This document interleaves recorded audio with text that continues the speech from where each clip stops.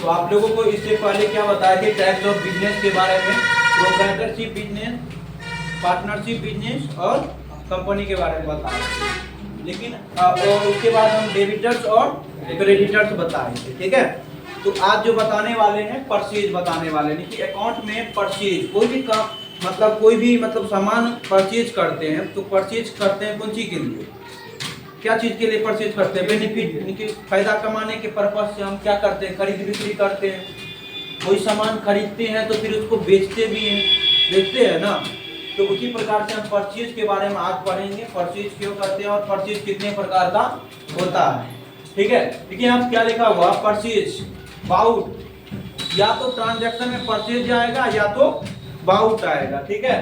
तो व्यापारिक आधार पर बिक्री करने के उद्देश्य यानी कि बेचने के पर्पज से या लाभ कमाने के उद्देश्य से नगद या उधार क्रय की गई वस्तु को परचेज कहलाता है, ठीक है। क्या कहलाता है, देखिए कोई भी कंपनी में जाइएगा, कोई शॉपिंग मॉल में जाइएगा, वो बोलेगा 50% ऑफ, बोलता है ना 50% ऑफ रहता है। उसका सामान कितना का 500 का रहता है, कितना का रहता है 500, उस पे लगा दिया वो कितना 799 रुपया लगा दिया, बोल दिया कि 30% ऑफ, घुमा फिरा के आपको कहाँ आना पड़ा, हाँ।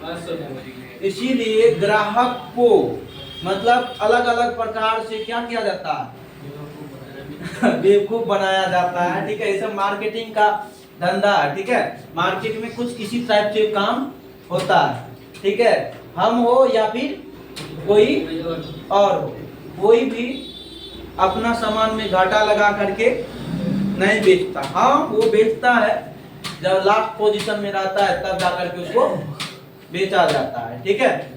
तो उसी प्रकार से जब भी परचेज करता है लोग तो देखिएगा उसमें डिस्काउंट मिलता है ना, तो वो डिस्काउंट के बारे में भी बताने वाले हैं, ठीक है। तो परचेज के बारे में समझ में आया, परचेज कब क्यों करते हैं, लाभ कमाने के उद्देश्य से, क्या करने के उद्देश्य से, लाभ कमाने के उद्देश्य से हम क्या करते हैं, परचेज करते हैं, ठीक है। अब परचेज कितना प्रकार का होता है, एक होता है कैश परचेज, क्या होता है कैश परचेज, एक होता है कैश एंड क्रेडिट परचेज, क्या होता है कैश एंड क्रेडिट परचेज, एक क्या होता है कैश एंड क्रेडिट परचेज, एक हो गया क्रेडिट परचेज होता है,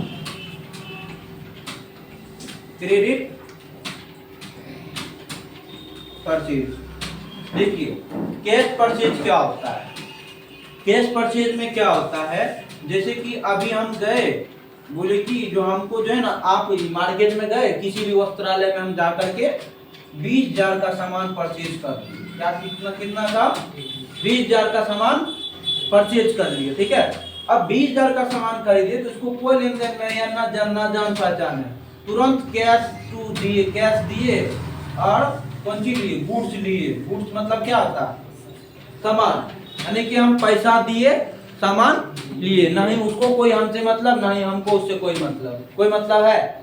तो इस चीज को आप क्या कहेंगे, कैश परचेज कहेंगे, क्या कहेंगे कैश परचेज। यानी कि जब भी आप मतलब सामान लेने वक्त भुगतान तुरंत कर देते हैं तो वो क्या होता है कैश परचेज, क्या होता है, यानी कि सामान लेने के तत्पश्चात ही आप उस चीज का भुगतान कर देते हैं तो वो कौन परचेज कहलाएगा, कैश परचेज। जैसे cash purchase computer from cash, cash के जरिए हम क्या करते हैं, कंप्यूटर खरीद रहे हैं, ठीक है। उसके बाद क्या है कैश परचेज, समझ में आया।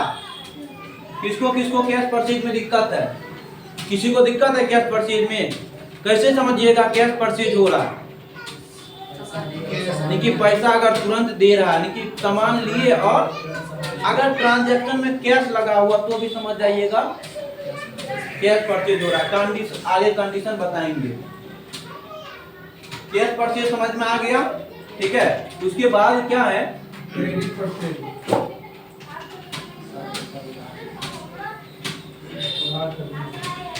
उसके बाद क्या है क्रेडिट परचेज, क्या है क्रेडिट परचेज। जैसे कि मान लीजिए क्रेडिट परचेज क्या होता है, जैसे कि मान लीजिए हम 20,000 का सामान लिए, कितना का 20,000 का सामान लिए, 20,000 सामान में से हम बोले कि इस दुकान वाला के पास आए और ये मेरा करीबी है, ठीक है, करीबी है यानी कि क्लोजली है और हम उससे बार बार लेन देन करते हैं, ठीक है, बार बार लेन देन होने के नाते हमको इससे लगा हो गया या फिर हमसे क्लोजली रहने लगा, ठीक है। तो इसके कारण जो है ना हम बोले कि अब की बार जो है हम आपको पेमेंट नहीं देंगे, पेमेंट नहीं देंगे। इसका पेमेंट 20,000 का हम फोन लिए, ठीक है, क्या लिए, फोन लिए। बोले कि आपको जो है ना मार्च में 15 मार्च तक जो है ना आपको पेमेंट हम कर देंगे, ठीक है। तो यहाँ पर कोई पैसा का जिक्र नहीं हो रहा, कोई पैसा का जिक्र नहीं हो रहा है कि हम कौन चीज से परचेज कर रहे हैं, क्या परचेज कर रहे हैं, कोई जिक्र नहीं हो रहा। तो उसे आप क्या कहेंगे, नाम ले रहे हैं लेकिन क्रेडिट परचेज करेंगे, क्या कहेंगे, क्या बोले आप, कैश का नाम ले रहे हैं ना। हाँ, कहाँ ले रहे हैं कैश का नाम, कैश का नाम नहीं लिया जाएगा, ठीक है। क्रेडिट में कैश का जिक्र नहीं होगा और कैश का जिक्र होगा समझ जाइए वो कैश परचेज है, ठीक है, समझ रहे हैं। जैसे कि हम बोल देंगे कैश परचेज फ्रॉम मोहन, क्या बोलेंगे, कैश परचेज फ्रॉम मोहन, ठीक है। तो cash purchase from Mohan, cash purchase from Mohan का मतलब क्या होता है, जैसे कि कैश परचेज के किससे, कैश परचेज फ्रॉम मोहन, किससे, मोहन से परचेज कर रहे हैं। अब कैश का परचेज कर रहे हैं मोहन से, जैसे कि मान लीजिए हम किसी से जाएंगे मार्केट में, मोहन नाम का कोई वस्त्रालय, ठीक है, तो वहां पर हमको क्या करना है, सामान खरीदना है 20,000 का, ठीक है, 20,000 का सामान जो खरीदना है, तो मोहन नाम का जो व्यक्ति है यानी कि वस्त्रालय है, ठीक है, तो इससे हम पैसा तुरंत देंगे और सामान तुरंत लेंगे, इससे कोई लेना देना नहीं है। मतलब हमको क्या चीज से है, कैश से और किससे, गुड्स से, किससे, कैश से और गुड्स से। कैश क्या मतलब पैसा हम जो दिए, यानी कि हम जब भी कैश परचेज करेंगे तो मेरा कैश क्या होगा, कैश क्या होगा, गोज आउट होगा, लेकिन कैश क्या होगा, मेरे साथ से जा रहा है, आ क्या रहा है, कम सीन क्या हो रहा है, कम सीन क्या हो रहा है, गुड्स, गुड्स क्या होगा, कम सीन होगा, यानी कि हमारे पास आएगा, यानी कि कैश गया तो उसके बदले क्या आया, सामान आया, समझ में आया राजा। उसके बाद क्या है, कैश परचेज, क्रेडिट परचेज समझ में आ गया। उसके बाद क्या है, कैश एंड क्रेडिट परचेज, क्या है, cash and credit purchase. Cash and credit purchase क्या होता है,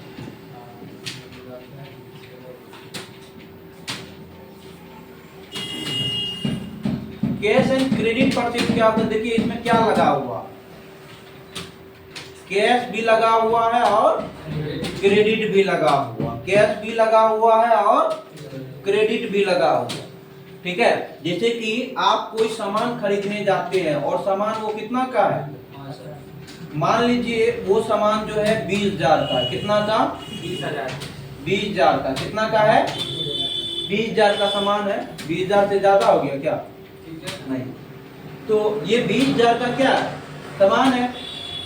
अब 20,000 में आप बोल रहे दुकानदार को हम आपको 5,000 रुपया देंगे अभी, और हमको सामान चाहिए कितना का, 20,000 का, तो ये क्या हो जाएगा, यानी कि पैसा दे रहे हम, कितना कैश दे रहे, कैश कितना दे रहे, 5,000, लेकिन सामान कितना का हो रहा है, इसका मतलब 15,000 क्या हो रहा है, क्रेडिट हो रहा है, 15,000 क्या हो रहा है, क्रेडिट हो रहा है, यानी कि 15,000 उधारी भी हो गया, 5,000 कैश हम दिए भी। इस अवस्था में ये कौन सा कहलाएगा, ट्रांजैक्शन, कैश एंड क्रेडिट, कौन सा परचेज कहलाएगा, cash and credit purchase, cash and, video बनता होगा, हाँ,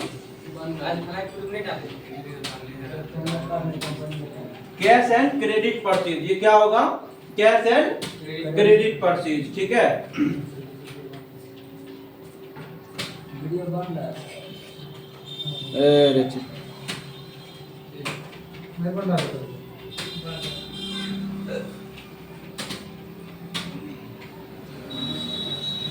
तो कैश एंड क्रेडिट परचेज के बारे में समझ में आया। यानी कि जैसे कि हम 20,000 का सामान ले रहे हैं, 20,000 में हम क्या 5,000 का दे रहे हैं, 15,000 मेरा क्या हो रहा है? हाँ, क्रेडिट हो रहा है ना। तो वही चीज को एक और तरीका समझाते हैं आप लोगों को। आपका तो थोड़ा बहुत पक्का है। जैसे कि मान लीजिए आपको बोलेगा मैंने 75% क्रेडिट पर मोहन से सामान खरीदा। 75% क्रेडिट पर, 75% क्रेडिट पर मोहन से, किससे? मोहन से हम क्या किए? सामान खरीदे। 75% क्रेडिट, इसका मतलब है 75% क्रेडिट का मतलब समझ रहे हैं? 20,000 है, 20,000 अगर है तो 20,000 में से 75% क्रेडिट का मतलब समझ रहे हैं कितना होगा? 15,000 उधारी, 15,000 उधारी और 5,000 नगद। यानी कि 5,000 हम दे रहे हैं, 15,000 का उधारी ले रहे हैं। ठीक है, समझे कि नहीं समझे? तो कैश एंड क्रेडिट समझ में आया? चलिए उसके बाद क्या है, प्रत्येक व्यापार में अस्थायी वस्तु निश्चित रूप से प्रयोग की जाती है। उस अस्थायी वस्तु के मूल्य में वर्ष के अंत में कभी या वृद्धि होती है या जिसका प्रभाव व्यापार के लाभ हानि पर पड़ता है। जैसे कि देखिए, उसको हम आसान भाषा में आप लोगों को समझाते हैं। जैसे कि अभी धान का सीजन चल रहा है ना, हाँ? अभी बहुत सारे मतलब बिजनेसमैन जो है वो क्या करता है, 500 बोरा स्टॉक करके रख लेता है। ठीक है, 500 बोरा क्या करता है? स्टॉक करके रखता है। अब ये स्टॉक करके रखा और अभी मान लीजिए वो 18 रुपया परचेज किया। कितना का? 18 रुपया परचेज किया। अगर वो स्टॉक करके रखा और बाद में उसको 20 रुपया 22 रुपया बेचा तो इसको कौन सी होगा? बेनिफिट होगा। लेकिन लाभ हानि कुछ ना कुछ तो होगा। या तो 22 की जगह हो सकता है 15 भी हो सकता है, तो कौन सी हो गया? लॉस हो गया। वही चीज यहाँ पर बोला जा रहा है। समझे कि नहीं समझे? उसके बाद क्या है, यदि क्रय करते समय वस्तु की राशि भुगतान की जाती है तो उसे कैश परचेज का, हम बोले थे ना, जब भी हम सामान खरीद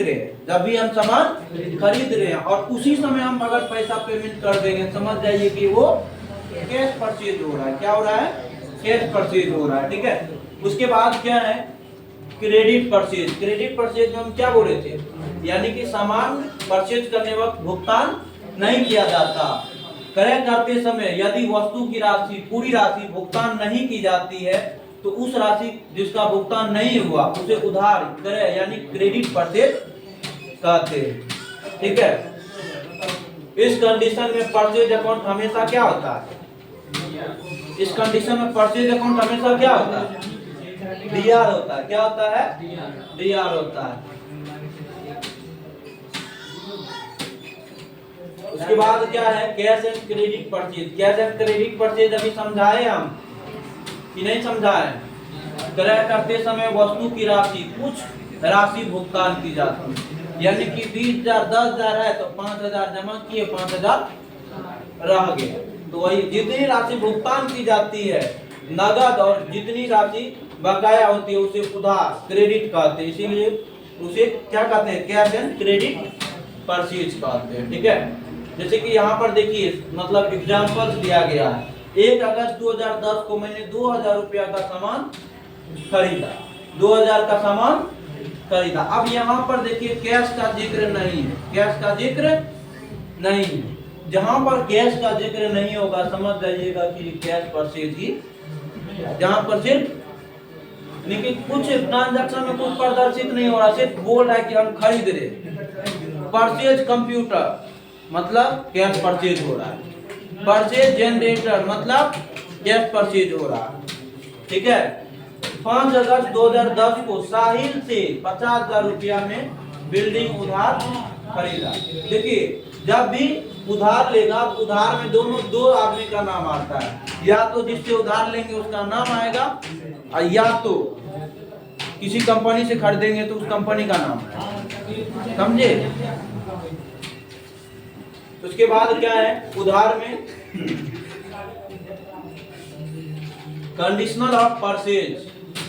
कंडीशनल ऑफ परचेज आप लोग इसको जो है पहले जो बताए थे कौन सी याद करने के लिए रूल्स, जो याद करने के लिए बोले थे रूल्स सबको याद है ना?